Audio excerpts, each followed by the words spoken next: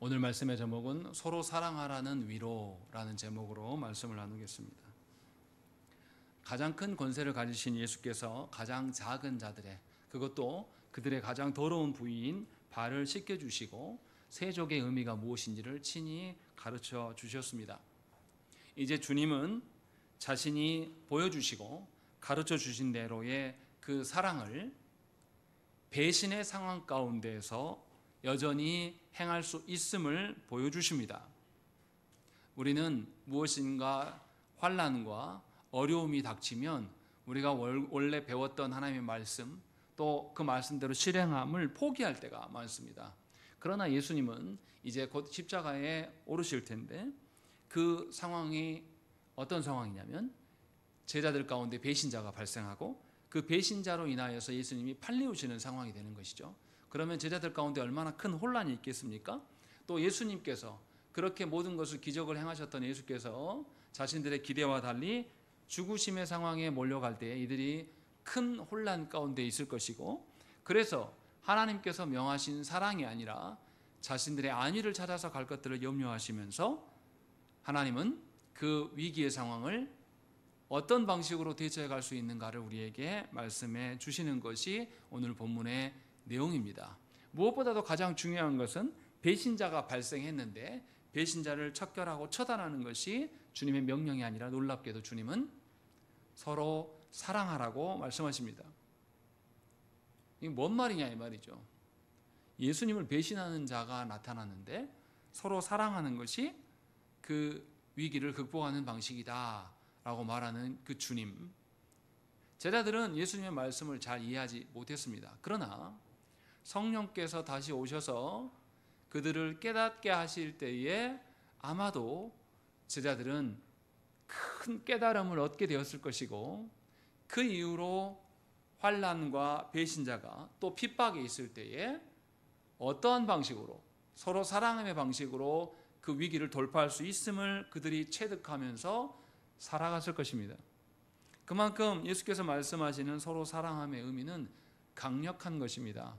오늘 본문에 그것이 감추어져 있습니다. 예수께서 어떤 사랑을 말씀하시는 건가?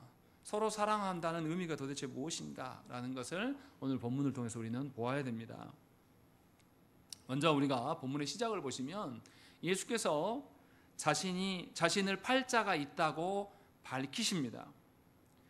이건 너무 우리의 상식과 맞지 않아요. 우리는 어떻습니까? 교회 안에서 부정적인 이야기를 굉장히 싫어하는 사람들이에요. 더더구나 누구의 흠이 되는 말을 꺼내면 흠이 되는 그 사람을 위해서 꺼낸 말인데 그 말을 꺼낸 사람이 나쁜 놈이 되는 것이 조국교회의 현실입니다. 대한민국에서 정치판도 그러지 않습니까? 잘못된 사람, 잘못된 정책이나 이런 것에 대해서 내부 고발을 하면 내부 고발을 하는 놈이 나쁜 놈으로 취급받는 것이 우리가 살고 있는 현 시대의 모습입니다. 그런데 예수님은 너무나 이상하게 자신을 팔 자를 밝히십니다. 왜 그랬을까요? 주님은 어떤 이유 때문에 이렇게 하시는 것일까요? 우리가 일반적으로 배신자를 밝히는 목적은 뭡니까? 배신자를 색출해내서 배신자를 처벌함으로 말미암아서 그 벌어질 악한 상황들을 예방하기 위해서 우리는 그런 방식으로 배신자를 밝힙니다. 그 목적으로 밝히는 거죠. 그런데 사도 요한은 예수께서 이렇게 밝히는 이유가 있다고 말씀합니다. 21절 보십시오. 뭐라고 되어 있습니까? 무엇 때문에 예수께서 이 말씀을 하셨다라고 써 있습니까? 심령이 괴로우셨기 때문이다 라고 사도 요한은 분명하게 밝힙니다. 그럼 예수님은 무엇 때문에 괴로울까요? 자신이 배신당하시기 때문에 괴로우신 걸까요? 아니면 성부로부터 자신이 버림받게 될 것 때문에 괴로우셔서 배신자를 밝히시는 것일까요? 그렇게 보기에는 너무 이상해요. 31절 말씀 보겠습니다. 31절 읽겠습니다. 시작.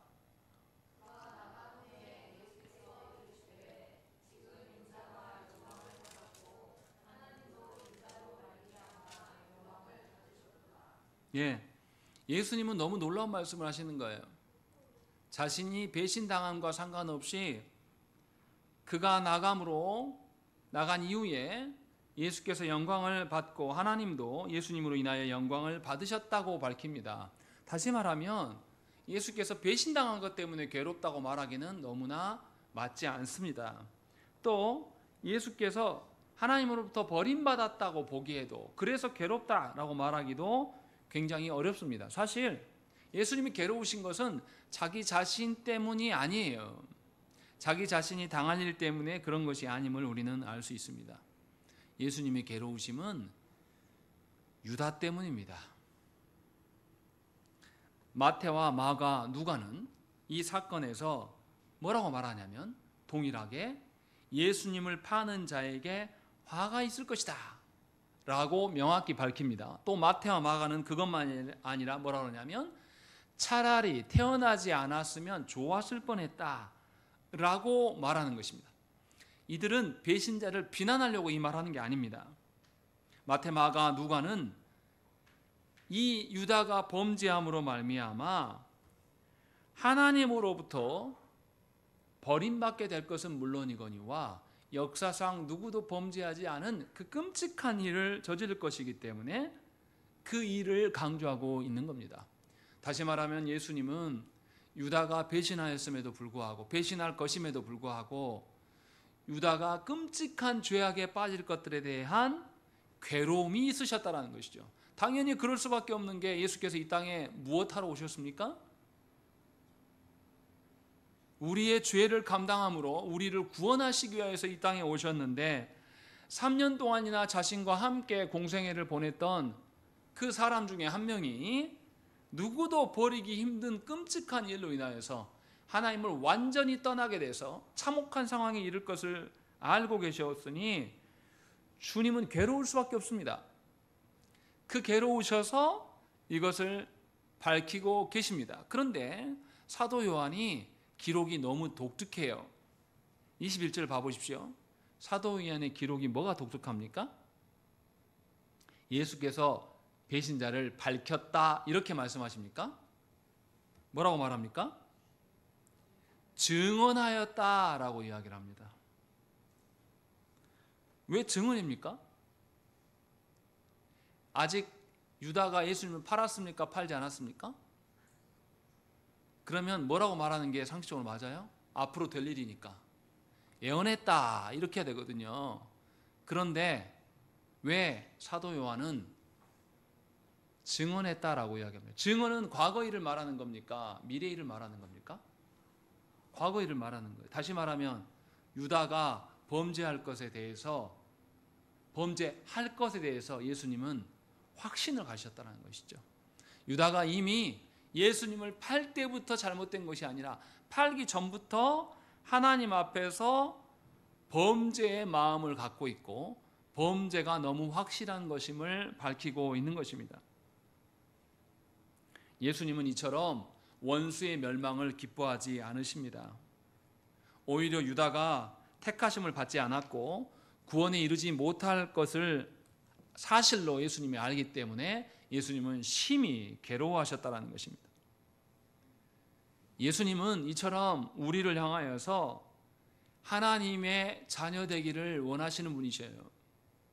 우리가 하나님의 말씀대로 살지 아니하고 내 뜻대로 살고 하나님의 어떠하심을 구하지 않으면서 내 뜻대로 되어지기를 바라는 그런 배신의 순간에도 예수님은 우리를 향하여서 괴로워하신다는 것이죠.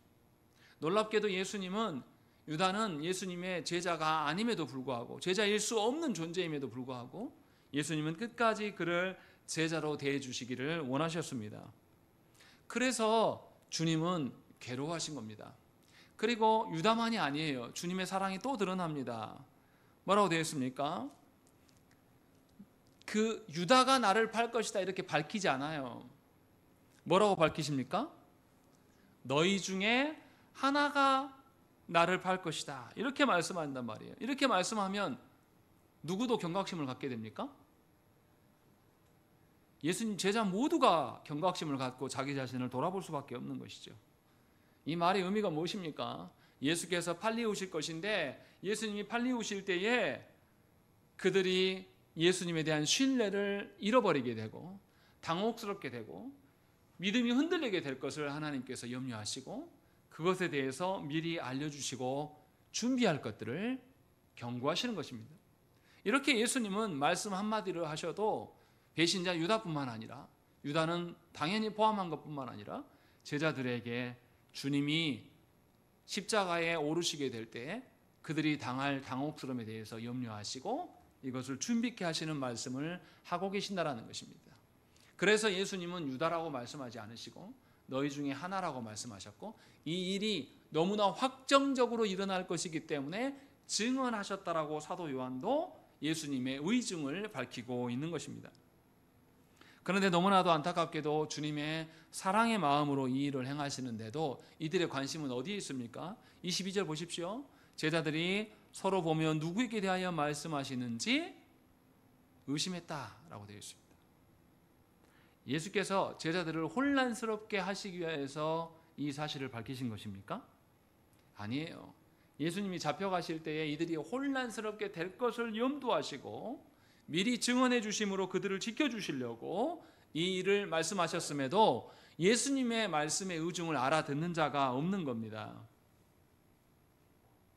하나님은 이처럼 우리에게 성경을 통하여서 다가올 일들에 대해서 우리에게 예언하십니다. 그런데 우리는 성경의 말씀이 우리의 생각과 우리의 판단으로 볼 때는 될 일이 아니라고 생각하고 그 말씀을 듣지 않고 말씀에 대해서 게으르게 살거나 말씀에 대해서 눈을 닫고 살거나 말씀에 대해서 무시한 채로 내 마음대로 살아가는 경우가 훨씬 많습니다. 그러나 하나님은 성경의 한 구절도, 성경의 한 문장, 한 단어 하나하나도 그냥 우리에게 주시는 것이 아닙니다. 하나님의 온전한 배려와 사랑에 기반하여서 말씀을 주시는 것입니다. 이 말씀을 알아듣는 자만이 하나님의 온전한 사랑을 깨닫게 됩니다. 계속해서 말씀을 보시면 사도 요한은 이상한 표현들을 기록하고 있어요. 23절 말씀을 읽겠습니다. 시작.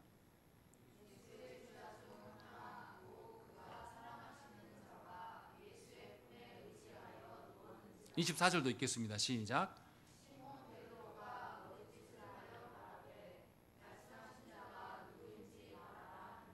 예, 예수님은 누구이신지 안 밝히셨습니다. 주님의 안 밝히심을 존중하는 제자라면 주께서 안 밝히시는 영역 안에서 그들이 해야 될 것들, 자신이 처해야 될 태도들을 찾을 것입니다.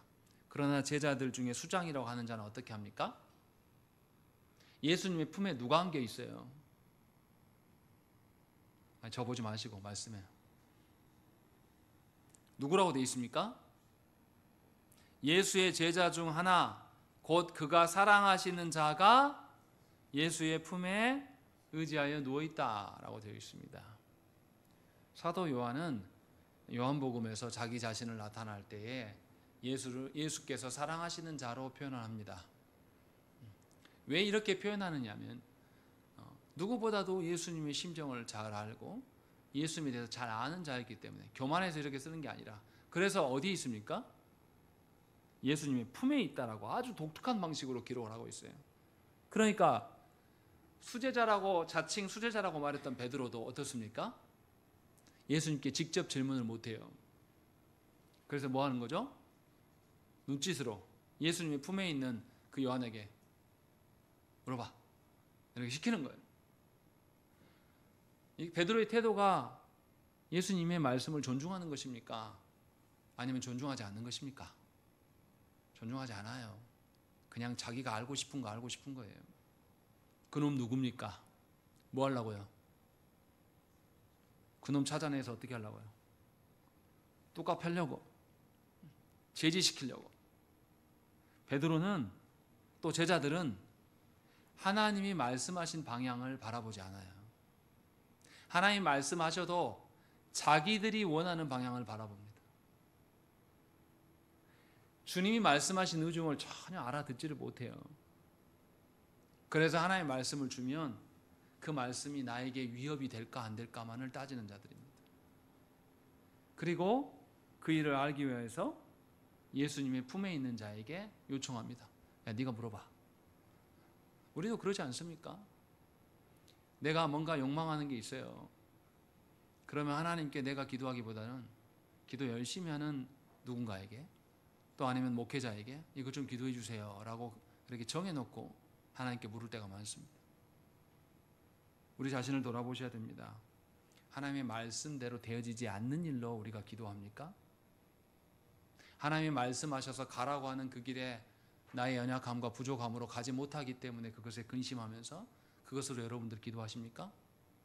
그렇지 않고 말씀대로 안 되는 것 때문에, 내 뜻대로 안 되는 것 때문에 망설이고 있고 주저하고 있다라면 상당히 교만한 자입니다.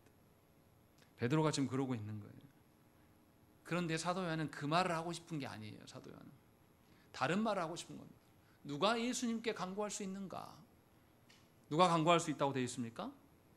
누가 물을 수 있다고 되어 있습니까? 예수께서 사랑하시는 자, 그래서 주의 품에 있는 자가 예수께 물을 수 있다라는 것을 말씀하고 있는 것이죠. 무슨 말입니까? 요한복음 1장 18절 말씀해 보시면 본래 하나님을 본 사람이 없으되 아버지 품속에 있는 독생하신 하나님이 나타내셨느니라 라고 되어 있습니다. 예수께서, 하나님의 아들이신 예수께서 어디에 계셨다고요? 다시 읽어드릴게요. 잘 들어보세요. 본래 하나님을 본 사람이 없으되 아버지 품속에 있는 독생하신 하나님이 나타내셨느니라 라고 되어 있어요.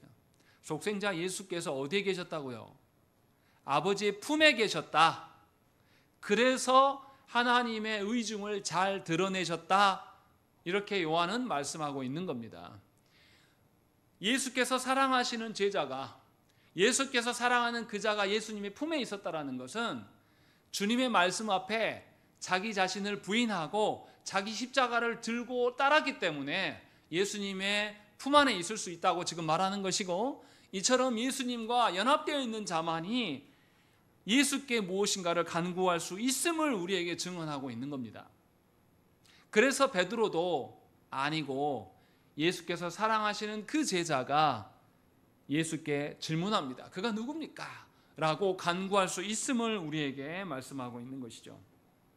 조국교회에서 많은 성도들이 주님과 특별한 관계에 근거하여서 간구하는 것이 아니라 자신이 알고 싶은 것에 근거하여서 하나님께 간구할 때가 더 많습니다. 또 자신이 하고 싶은 것을 근거로 인하여서 하나님께 기도하는 경우가 훨씬 많아요. 그러나 사도 요한은 우리에게 분명하게 말씀합니다. 주께서 사랑하시는 자, 그래서 주의 말씀 앞에 자기 자신의 생각과 모든 것을 부인하고 던져버리고 주의 십자가를 지고 따르는 자, 그래서 주의 안에 있는 자, 그 자만이 하나님께 기도할 수 있다라는 것을 분명하게 우리에게 강력하게 시사하고 있는 것입니다. 예수님의 사랑 안에 있는 자라면 무엇을 묻겠습니까? 예수님의 의중을 물을 거예요. 우리가 알고 싶은 거, 우리가 하고 싶은 거, 우리의 욕망을 간구하는 것이 아니라 하나님의 뜻을 묻는 것이 너무나 당연한 겁니다. 이것을 지금 말씀하고 있어요. 그러나 베드로는 자신이 알고 싶은 바를 묻고 있어요. 그래서 예수님의 품 안에 있지 않습니다. 저와 여러분들은 잘 기억하셔야 됩니다. 여러분들은 어떤 방식으로 하나님께 기도합니까? 여러분들이 보기에 결핍으로 되어지는 것이 그것을 채우려고 하나님께 기도합니까? 여러분들의 보기에 이루고자 하는 욕망에 근거하여서 하나님께 기도합니까? 아니면 진정으로 하나님을 사랑하여서 하나님의 말씀대로 살아보기 위해서 하나님의 뜻이 이루어지기를 간절히 바라는 마음에서 내 자신을 완전히 포기한 채로 주께서 응답해 주신 대로 내가 걷겠습니다 라는 마음으로 하나님께 간구합니까? 완전히 다른 기도인 거죠. 우리는 어쩌면 우리의 욕망 따라서 우리가 알고 싶은 대로 우리의 결핍이라고 생각하는 것을 채우려고 하나님께 늘 기도해왔어요. 그래서 하나님과 상관없이 살아온 것이죠. 예수께서 무엇을 말씀하시는지 잘 몰라요. 예수께서 배신자를 밝히는 것은 그가 사망에 던져질 것들에 대한 그 아픔과 괴로움 때문에, 그리고 남겨질 자들이 혼란스러워할 일에 대해서 미리 알려주시는 것인데 이들은 그것에 관심이 없습니다. 그가 누굽니까? 그를 색출해서 걔만 죽이면 아무 문제 없지 않습니까? 라는 태도로 일관하는 것이죠. 주님의 마음을 알아듣는 제자가 한 사람도 없어요. 그런데도 주님은 그 제자들을 염려하시면서 남겨질 자들을 위하여서 말씀하십니다. 우리는 하나님의 사랑의 그 결을 잘 읽어야 됩니다. 하나님이 우리에게 어떤 방향을 가라고 말씀하시고 어떤 방향을 지시하시는지 우리가 그것에 맞춰서 응해야 되지 않겠습니까? 또 한 가지 살펴봐야 돼요. 예수님이 사랑하시는 자가 자기가 알고 싶어서 질문한 겁니까? 베드로가 요구해서 질문한 겁니까? 베드로가 요구했기 때문이에요. 다른 제자들이 이 예수님께서 사랑하시는 제자에게 네가 물어봐라 하고 짐을 지어줍니다. 무슨 말씀입니까? 하나님께서 사랑하시는 자, 그래서 하나님과 친밀한 관계가 있는 자는 이렇게 다른 사람들의 짐을 짊어질 수밖에 없음을 성경은 말하고 있는 것입니다. 그러니 내 신앙이 성숙해 갈 때에 내가 말씀대로 살아가려고 하는데 나의 주변에 있는 사람이 말씀을 물어보는 것이 아니라 엉뚱한 자기 욕망을 막 물어대는 일에 대해서 이상하다 생각하지 마십시오. 하나님께서 사랑하는 자는 그 다른 사람들의 엉뚱한 짐을 짊어질 수밖에 없음을 성경은 우리에게 말씀하고 있습니다. 예수의 품에 의지하여서 주님의 걸어가신 고난의 길을 함께 걸어가는 자는 다른 사람의 짐과 다른 사람의 그 요구 속에 살아갈 수밖에 없음을 당연히 여겨야 됩니다. 이것이 지금 사도 요한이 우리에게 말씀하는 바예요. 그 일을 사도 요한은 경험하였다라고 이야기를 합니다. 그러나 그때도 자신이 그것이 몰랐어요. 예수께서 돌아가시고 십자가에서 부활하신 이후에 승천하신 이후에 성령께서 오심으로 말미암아서 드디어 그때사 제자도 깨달았을 거예요. 그리고 그때 일을 회상하면서 주께서 우리를 향하여서 얼마나 안타깝게 여기셨는가, 주께서 우리를 향하여서 얼마나 안타깝게 여기셔서 그토록 행하셨는가를 하나하나 깨달으시면서 이것을 기록했을 거란 말이죠. 그런 점에서 하나님이 우리를 얼마나 사랑하시고 오래 참아주시는가를 분명하게 보여줍니다. 주님의 품에 살아가는 자는 아무런 근심이 없고 괴로움이 없고 늘 즐거움 속에 살아가는 것이 아닙니다. 주님과 높은 친밀도를, 높은 신뢰감을 형성하고 갖고 살아가는 사람은 다른 사람들부터 핍박도 받고 멸시도 받고 다른 사람의 짐까지 짊어져야 될 그런 자로 살아갈 수밖에 없음을 성경은 말씀합니다. 여러분들 어떤 삶을 사시길 원합니까? 여전히 여러분이 주인공이 되어서, 여러분들이 주인이 되어서 하나님께 이거 해라 저거 해라, 이거 해주라 저거 해주라라고 하면서 살아가는 성도입니까? 아니면 하나님의 사랑에 근거해서 하나님의 사랑을 흉내내면서 하나님의 사랑이 내 주변에 풍성하기를 원하는 성도입니까? 사도 요한은 분명하게 우리에게 묻고 있는 거죠. 예수님의 그 사랑의 베푸심 앞에서 우리는 어떤 사랑을 말합니까? 사도 요한은 계속해서 말씀해요. 뭐라고 말합니까? 26절의 말씀 읽겠습니다. 우리 시작.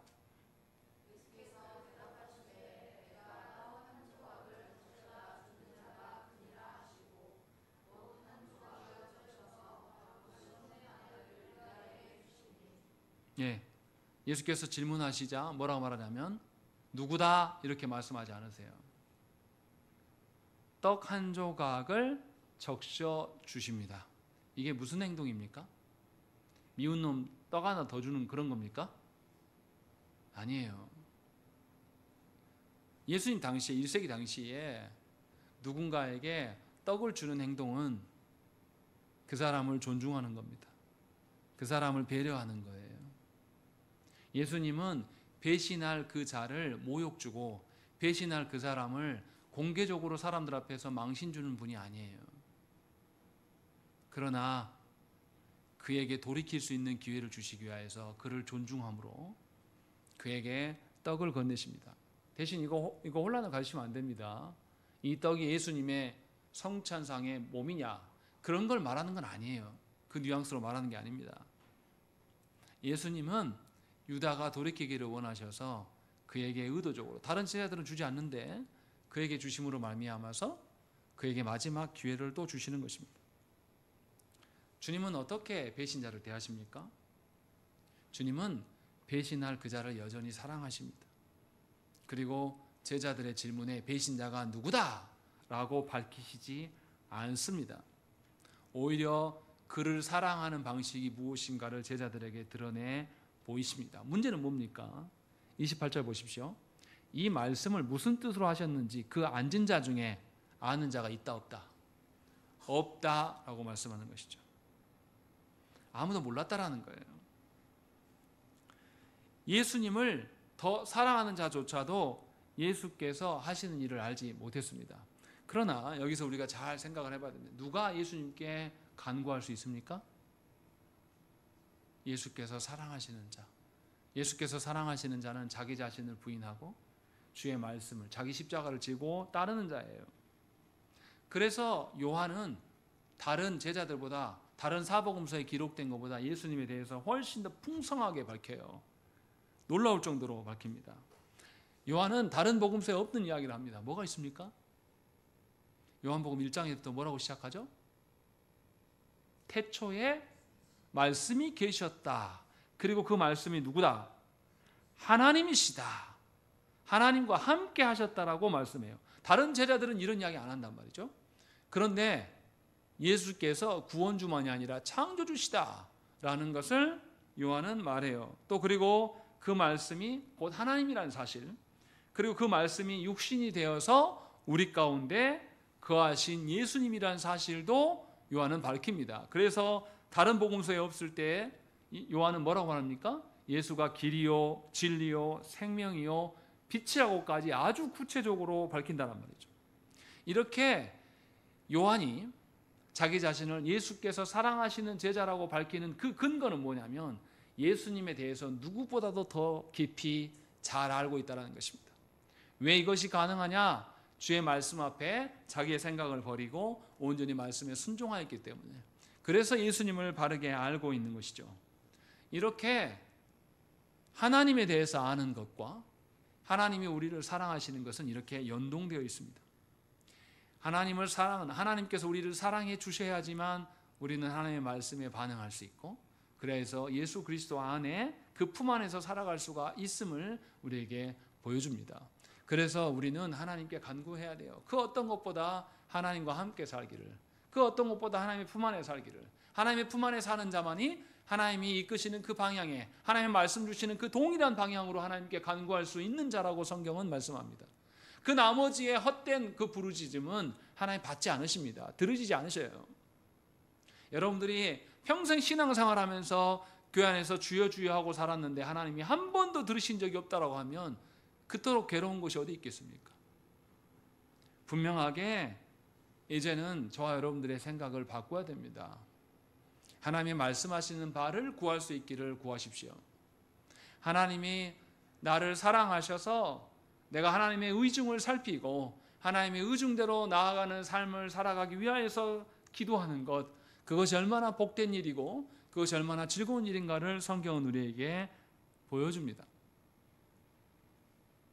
그러나 이것에 반응하지 않는 자가 27절부터 30절에 나타납니다. 유다의 태도가 나타납니다. 27절 말씀 읽겠습니다. 시작.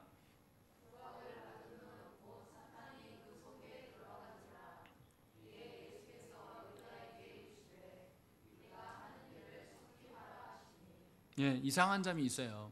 예수께서 떡 조각을 주시자 사탄이 그 속에 들어갔다. 이렇게 읽으면 어떤 느낌이 듭니까? 예수님이 유다에게 사탄을 넣어준 건가?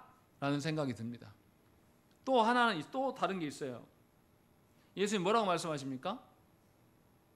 네가 하는 일을 속히 해라 라고 말씀합니다. 예수님이 유다를 야 빨리 나 팔아 하면서 범죄를 조장하는 것처럼 들려진단 말이죠. 그런데 예수님의 그 의중은 이게 아니에요. 예수께서 유다의 범죄를 명하신 것이 아니라 예수님은 유다에게 끝까지 사랑하는 마음으로 떡 한 조각을 주심으로 하나님의 은총을 베푸십니다. 문제는 뭐냐면 유다는 예수님의 그 존중함을 받습니까? 받지 않습니까? 받지 않아요. 하나님의 은혜를, 은총을 받지 않는 사람은 누구에게 넘어가 버립니까? 반드시 사탄에게 넘어가게 됨을 성경은 말하고 있는 것입니다. 사탄이 유다에게 들어간 이후에 주님은 유다에게 그가 하고자 하는 일을 빨리 시행하라고 말씀하시는 겁니다. 이것은 하나님의 뜻대로 되기를 원하시는 주님의 의중이에요. 이미 유다가 예수님이 아닌 사탄을 영접하고 사탄의 길에 가고 있음을 누구보다도 잘 아셨기 때문에 주님은 하나님의 뜻이 실행될 것들을 말씀하시는 겁니다. 예수께서 유다의 자유의지를 꺾으면서 범죄를 막으셨습니까? 그렇게 하지 않으셨어요. 하나님은 우리의 자유의지까지 막으시면서 기계적으로 우리를 다스리시는 분이 아닙니다. 이준호 예배 드리자. 딴짓 하지 말고. 하나님은 우리의 의지를 꺾으면서 우리를 억지로 이끌어 가시는 분이 아닙니다. 유다는 예수님이 아니라 스스로 사탄을 환대하면서 인류 역사상 가장 치명적인 범죄를 저지릅니다. 그러함에도 주님은 유다의 연약함까지도 아버지의 뜻을 이루는 도구로만 여기십니다. 그리고 기꺼이 팔리우실 것을 받아주신다는 것이죠. 그런데 안타까운 것은 주님의 의중과 마음을 이해하는 자가 아무도 없다는 것입니다. 심지어 이 글을 쓰고 있는 사도 요한도 당시에는 이해하지 못했다라고 솔직하게 밝히고 있는 것이죠. 진리는 하나님의 영에 의해서만 우리가 알게 됩니다. 그 영의 이끌림 자만이 진리를 알게 되는 것이죠. 이것을 유다는 우리에게 말씀합니다. 그래서 그 다음에 무슨 이야기를 합니까? 28절과 29절에 뭐가 나옵니까? 제자들이 알지 못했다라고 이야기를 하고 오히려 이들이 유다가 나간 것을 두고 어떻게 생각합니까? 29절 말씀 보시면 명절에 쓸 물건을 준비하러 유다가 회계를 맡았기 때문에 돈주머니 갖고 있으니까 물건 사러 간 건가? 라는 생각, 아니면 가난한 자들을 구제하려고 하는 것인가? 라는 생각으로, 짐작으로 제자들이 있다고 성경은 말하고 있는 거예요. 근데 이건 터무니없는 소리예요. 왜 그렇습니까? 이번 유월절, 예수께서 십자가에 달리시는 유월절에 제물은 누굽니까? 예수님이십니다. 다른 제물이 필요치 않아요. 다른 준비물이 필요치 않은 유월절입니다. 그런데 제자들이 전혀 알아듣지 못하는 것이죠. 또 예수께서 죽음을 이기시고 자신의 살과 피를 내어주심으로 말미암아서 연약한 자를 구원하시기 때문에 다른 구제 물품이 필요하지 않아요. 어떤 구제보다 가장 강력한 구원으로 주께서 이루실 것인데 무슨 구제하는 일이 필요하겠습니까? 그런데도 제자들은 다 헛된 망상에 사로잡혀 있습니다. 자기 수준으로 그냥 다 모든 것을 판단해요. 그래서 빛 대신 예수 그리스도 안에서 그들이 머무는 것이 아니라 자신들의 생각으로 오해하고 있고, 그 유다가 30절에 보시면 유다가 그 조각을 받고 곧 나가니 밤이러라 라는 것이죠. 유다는 예수께서 은총을 베푸심에도 불구하고 그 은총을 내버려 두고 사탄의 마음으로 예수님을 팔궁리로 밤으로 나갔다라는 거예요. 밤은 어둡다라는 뜻이죠. 어두운 곳으로 스스로 나가버렸다라고 성경은 말씀하고 있는 겁니다. 우리 자신을 잘 생각해 보십시오. 우리가 신앙생활 해나갈 때에 우리 마음대로 추정하는 경향이 굉장히 강해요. 교회가 무엇 때문에 예배를 중요시하고, 하나님께서 무엇 때문에 우리를 교회로 부르셨고, 하나님께서 우리에게 무엇 때문에 가정을 주셨는지 우리는 헤아려 볼 생각이 없습니다. 그냥 내가 경험한 교회로, 내가 판단한 교회의 모습으로 내가 생각한 대로 가정을 이끌고 살아가는 것이 당연하다고 우리는 생각을 합니다. 그래서 늘 하나님과 상관없는 것을 간구하고 상관없는 일에 하는 일에 대해서도 그냥 내버려 두는 거예요. 주님이 지금 마지막을 두고 나서 이 이야기를 하시는데도 제자들 중에 알아듣는 인간이 하나도 없었다라고 말하는 거죠. 제자들이 나중에 성령께서 임하셨을 때 그들이 깨닫게 되고 예수께서 자신들과 함께 하셨을 때 한마디 한마디 하셨던 그 말씀들을 곱씹으면서 이들이 얼마나 부끄러웠겠습니까? 우리도 마찬가지예요. 하나님 앞에서 온 우주 만물의 주인 되시는 그 하나님 앞에서 예배하러 나온 우리의 예배가 하나님의 의중대로 하는 예배인지 아니면 내가 사랑하는 사랑함에 우선순위를 두고 예배하는 것인지 돌아보셔야 돼요. 여러분들의 자녀가 예배할 줄 모르고 여러분 자녀가 예배 시간에 엉뚱한 짓을 해도 그냥 방치하는 것이 하나님에게 온당한 예배를 드렸다라고 말할 수 있냐 이 말이에요.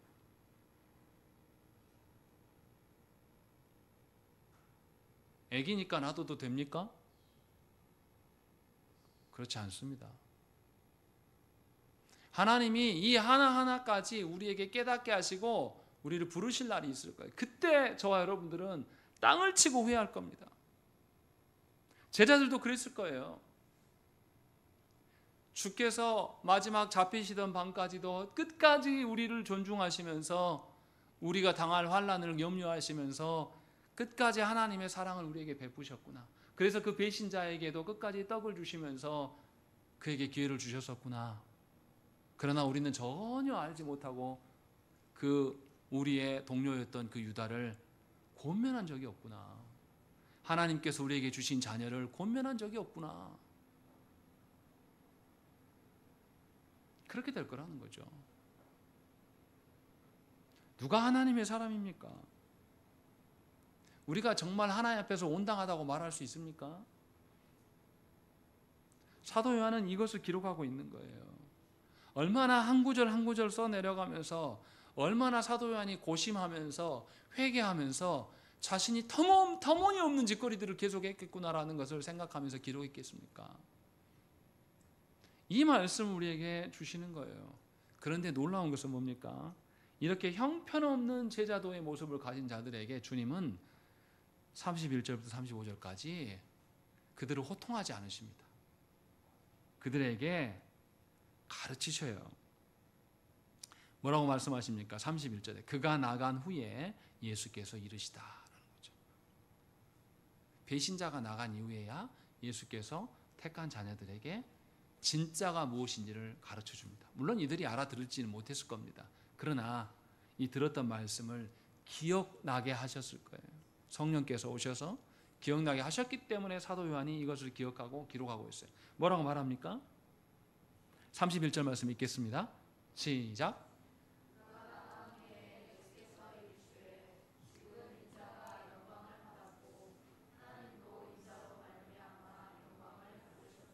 예, 이제 유다가 밖으로 나갔습니다. 밤에 나갔어요. 그러면 이제 예수님이 곧 있으면 팔리우실 겁니다.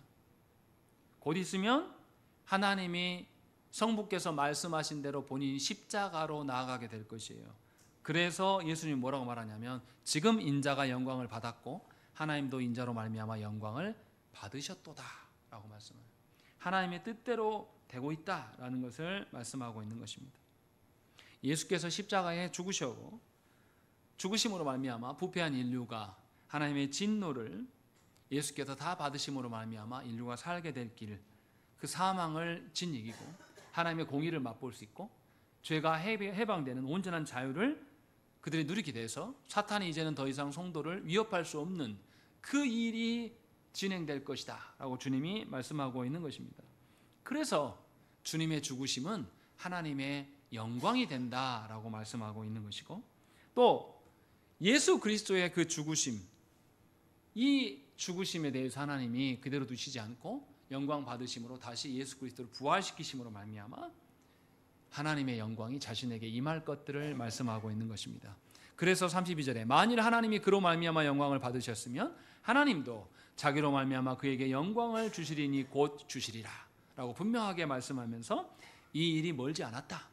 너희가 하나님의 영광을 안다라면 예수께서 붙들려 가시는 감당하기 힘든 혼란의 상황에서도 너희가 결코 나를 부인하지 않을 수 있다. 혼란의 상황에서도 하나님의 선하심이 여전히 존재하고 그 영광이 충만하게 드러나고 있음을 우리에게 알려줍니다. 그러나 이 사실을 알지 못했던 제자들은 예수님을 다 부인하고 떠나가요. 베드로는 예수님을 부인할 뿐만 아니라 저주까지도 행합니다.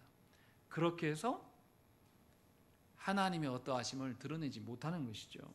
그러나 주님은 분명하게 우리에게 말씀합니다.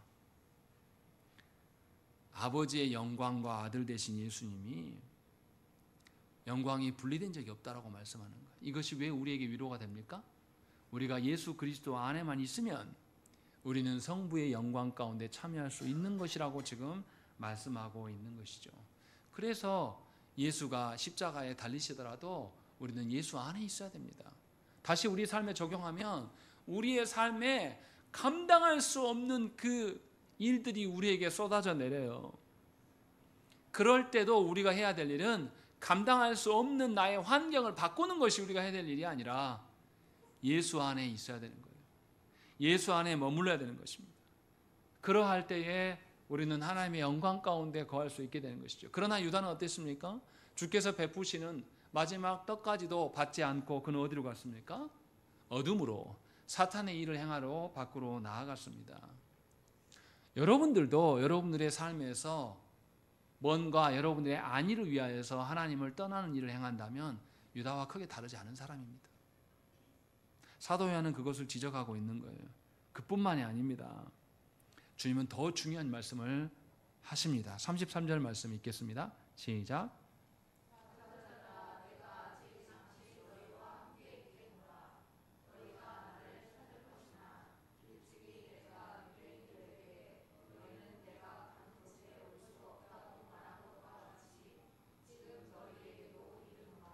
예수님은 제자들을 향하여서 작은 자들아 이렇게 말씀합니다. 이렇게 말씀하시는 이유는 뭐냐면 그들을 무시해서가 아니에요. 그들이 예수님이 붙잡히고 그들을 떠나가실 때 제자들이 연약해서 얼마나 당황하고 방황할지를 주님이 잘 알기 때문에 너무 불쌍히 여기는 마음으로 그들을 작은 자들아 이렇게 부르고 있는 것입니다. 사실은 이것을 이렇게도 해석할 수 있어요. 자녀들아 이렇게도 해석해도 무방합니다. 이렇게 주님은 그 자녀들에게 알리는 거예요. 그러나 또 한 가지를 알리셔요.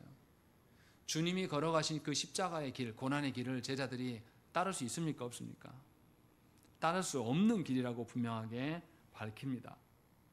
그러나 유대인들이 따를 수 없는 것과는 달라요. 유대인들은 십자가의 길도 갈 수도 없지만 하나님 나라에도 이룰 수 없어요. 왜냐하면 예수님 부인했기 때문에. 그러나 예수께서 십자가 길을 갈 때에 부인하지 않고 하나님의 온전하심을 소망하는 자는 십자가의 길은 갈 수 없지만 예수께서 죽으실 때 무슨 일이 일어납니까? 성전의 휘장이 찢어져요. 이 말은 예수로 말미암아서 성부께 나아가는 길이 열렸다는 뜻이에요. 예수 안에 거하는 자는 성부께 나아갈 수 있는 특권이 주어지게 될 것을 주님이 말씀하고 있는 것입니다. 그러나 예수 안에 있지 않았던 유대인들은 그럴 수 없습니다.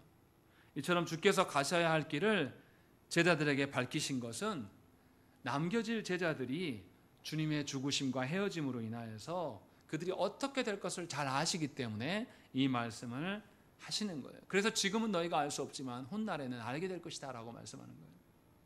베드로가 예수님을 부인하고 떠나갔을 때에 주님은 부활하시고 베드로에게 찾아가셨어요. 그리고 베드로에게 3번이나 물으십니다. 네가 나를 사랑하느냐? 베드로가 그것을 경험하고 난 뒤에 어떻게 됩니까? 주께서 자신을 얼마나 사랑하시고 기다려주시고 그에게 기회를 주셨는가 그가 잘 압니다. 그래서 누구보다도 순교하는 길까지 마다 않고 주의 일이 힘쓰는 자로 변화돼요. 주의 사랑을 맛보는 자가 이렇게 바뀌는 것입니다. 그래서 주님은 34절에 뭐라고 말씀하십니까? 34절 읽겠습니다. 시작.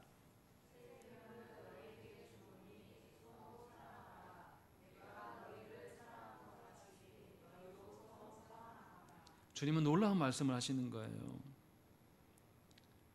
앞에서 서로 발을 씻겨주신 이후에 그 사랑을 말씀하셨을 뿐만 아니라 연속해서 서로 사랑하라고 말씀하세요. 어느 상황에서 사랑하라고 말씀하십니까? 배신자로 인하여서 주님이 팔리우는 혼란의 상황, 환란의 상황 속에서 서로 사랑하라고 말씀하는 거예요. 이것을 다시 말하면 사랑할 수 없는 상황에서 사랑하라고 말하는 것이죠. 시험 중에 있을 때에, 환난 중에 있을 때에 그 성도에게 하나님의 사랑으로 잘 사랑하십시오 말하면 대부분 다 목회자에게 대듭니다. 지금 그거 할 소리냐고. 여러분, 배우자하고 싸워가지고 서로 사이가 안 좋은데 그 사람에게 네 배우자를 좀 긍휼히 여겨라, 사랑해라 라고 말하면 여러분 뭐라고 말합니까? 말이라고 하시오. 그 말은 안 하지만 표정부터가 달라져요. 그럴 수 없는데. 그런데 주님은 지금 배신자가 있는 상황, 그 배신자로 인하여서 내가 너희를 떠나게 될 상황, 영광스럽게 떠나는 것도 아니고 십자가에 달려서 비참하게 사람들이 저주하는 상황 가운데 내가 당하게 될 그 상황 속에서 주님은 사랑하라고 말씀하십니다. 우리는 배신자가 있으면 뭐합니까? 내 뜻에 부합하지 않는 그런 행동하는 사람이 내 가정에라도 내 형제라도 나타나면 뭐합니까? 우리는 그 사람에게 모든 원망을 다 쏟아붓어요. 저놈의 새끼 때문에 내가 이런다고. 사실 자기가 그렇지 않은 거거든요. 그런데 그 사람에게 모든 것을 다 넘기고 싶어요.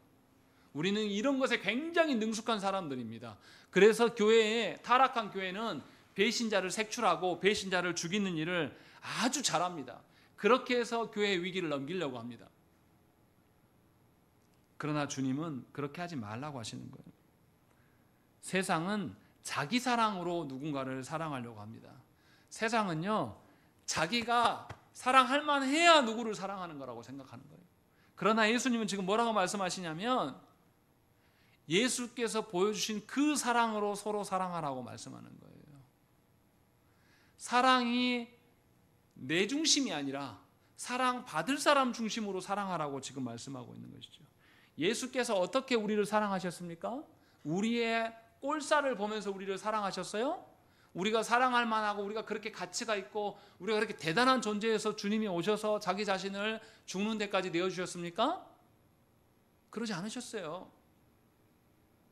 성부께서 사랑하라고 주신 그 자녀들을 하나도 놓치지 않으려고 자기 자신을 내어주신 거예요. 순전히 성부의 사랑으로 상대를 사랑함으로 주님이 사랑하심을 우리에게 보이신 것이죠. 그러니까 사랑함에 있어서 우리가 사랑할 것은 내 형편 따라서 사랑하는 것이 아닙니다. 상대가 어떠한 것에 맞춰서 사랑하는 것이 진정한 주님이 보여주신 사랑이에요. 그러니까 서로 사랑하라는 것은 상대의 형편을 잘 살피라는 거예요. 나의 아니만을 놓고 내가 사랑할 수 없는 지경에 있는데 왜 나보다 사랑하라고 합니까? 라고 하면서 항변하면서 못해 먹겠네 라고 하라는 것이 절대 아니라는 거예요. 그래서 예수님은 성부의 뜻을 위하여서 자신을 죽는 데까지 내어주는 끝까지 순종하심을 보여주셔서 우리에게 사랑이 무엇인지를 알려주신 것입니다.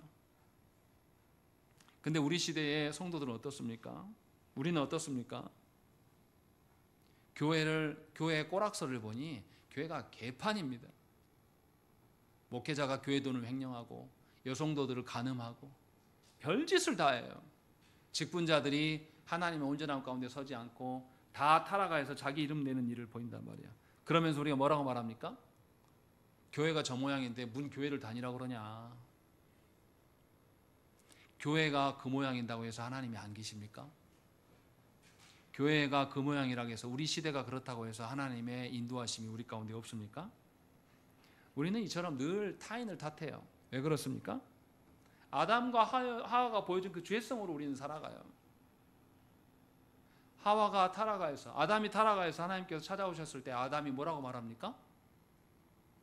하나님이 주신 저 여자 때문에 내가 그렇게 된 거예요 라고 하면서 하나님까지도 원망해요. 하와도 뱀 때문에 그런 겁니다. 사실은 자신이 하나님과 같아지고 싶었던 거잖아요. 그런 태도를 보인다는 것이죠. 분명하게 사도 요한은 우리에게 말씀하는 거예요. 예수께서 보여주신 사랑은 나의 사랑이 아니라 상대를 위한 사랑이다. 예수님께서 보여주신 사랑의 방향은 나를 향하면 안 된다. 타인을 향해야 된다. 그래서 십계명의 요약이 뭡니까? 하나님 사랑과 이웃 사랑이에요. 내 사랑은 들어가 있지 않아요. 그래서 34절에 뭐라고 합니까? 서로 사랑하라는 이것을 주님이 뭐라고 말씀하셔요? 새 계명이다 라고 말씀하고 있는 겁니다. 왜 새로운 계명이라고 말씀할까요? 주님이 보이신 사랑이라는 것은 우리가 실천함으로 드러나는 사랑입니까? 아니면 하나님의 사랑이기 때문에 그 하나님의 사랑으로 사랑하는 겁니까? 하나님의 사랑으로 우리가 행해야지만 진짜예요. 내가 가진 사랑으로 실천하는 거 아무 의미 없다라는 거죠. 그래서 새로운 계명이에요. 우리가 아는 계명은 뭡니까? 내가 지킴으로 지켰다라고 우리는 말해요. 그런데 주님이 말씀하시는 사랑, 서로 사랑하라는 새 계명은 하나님의 사랑으로만 실천해야 됩니다. 그래야지 진짜인 것이죠. 또 계명의 주체가 내가 아니에요. 누굽니까? 하나님의 어떠하심이에요. 내가 하는 게 아닙니다. 하나님께서 하게 하셔야지만 가능한 것이죠. 또 왜 새 계명입니까? 사랑은 이웃을 자기처럼 사랑한다고 말씀하는 게 아닙니다. 예수님 자신보다 누구를 더 사랑하셨습니까? 우리를 더 사랑하셨어요. 그래서 유다가 자신을 배신함에도 끝까지 사랑의 모습을 보여준 것이죠. 이웃을 자기처럼 사랑하라는 게 아니라 예수님이 말씀하시는 서로 사랑함은 자기보다 더 이웃을 사랑하라고 지금 말씀하신 것이죠.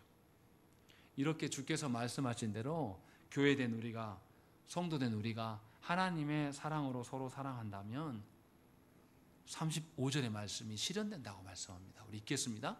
시작.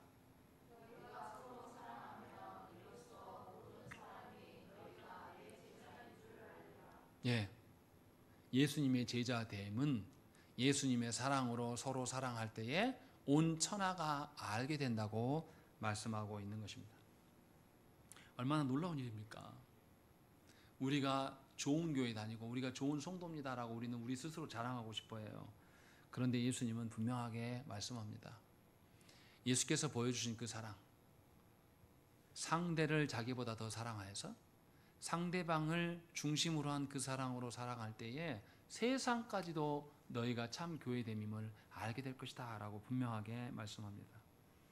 저도 그런 착각을 가질 때가 있었어요. 우리 시대의 교회의 타락상을 두고 우리는 개혁해야 한다고 생각을 합니다. 그래서 그 개혁을 뭐라고 생각하냐면 잘못된 점을 막 지적하고 들춰내면 된다고 생각을 한 거예요. 그러나 그렇게 목회해봤더니 안 바뀌어요. 주님의 방식으로 우리는 살아가야 됩니다. 잘못된 것이 무엇인지 모르는 자, 몰라서 헤매고 있는 자에게 알려줘야죠. 그러나 그것이 전부가 아닙니다. 우리가 정말 하나님의 사랑으로 살아가야 됩니다. 우리가 하나님의 사랑으로 서로 사랑해야지만 진정한 영혼의 변화가 하나님께서 우리에게 일어나게 하시고 드디어 세상이 우리 보고 참 교회구나 라고 말하게 된다고 말씀하는 것입니다. 주님은 놀랍게 곧 팔리우실 상황에서 이 말씀을 하고 있는 것이에요. 사랑할 수 없는 상황에서 우리에게 사랑하라고 말씀하십니다. 왜냐하면 우리가 무엇으로 사랑하기 때문에 우리의 사랑으로 사랑하는 것이 아니라 삼위 하나님으로 사랑하는, 삼위 하나님의 사랑으로 사랑하는 것이기 때문에 사랑할 수 없는 상황에서 사랑하라고 우리에게 명령하시는 것입니다. 그러니 제발 여러분들의 사랑으로 사랑하지 마십시오. 여러분들의 상황 타령하면서 사랑할 수 없다고 말하지 말씀하십시오. 하나님의 사랑으로 사랑하는 훈련을 위해서는 우리 자신을 부인할 줄 알아야 됩니다. 내 상황과 처지, 심지어 내 감정 따위도 하나님 앞에 다 던져놓고 하나님의 사랑을 차용하여서 사랑할 때에 우리는 우리 자신도 방황하지 않게 돼요. 또한 하나님을 알지 못하는 자들도 세상이 보지 못한 사랑을 교회로 인하여서 보았다라는 고백이 드러나게 된다는 것입니다. 이것이 교회됨이라고 사도 요한은 우리에게 말씀합니다. 그러니 우리 자신을 잘 돌아보십시다. 우리가 어떤 사랑으로 서로를 대하고 있는지를 잘 살펴보셔야 됩니다. 우리가 어떤 방식으로 내 말대로 순종하지 않는 자들에게 대하고 있는지 잘 점검하면서 살펴보셔야 돼요. 진정으로 하나님이 보이신 사랑을 차용하여서 그 사랑으로 살아가기를 빕니다. 그래서 여러분 주위에서 하나님을 도무지 인정하지 않는 자들의 입에서 당신을 보니 당신이 믿는 하나님은 계신 것 같소 라는 고백이 들려지기를 간절히 축원합니다. 함께 기도하겠습니다.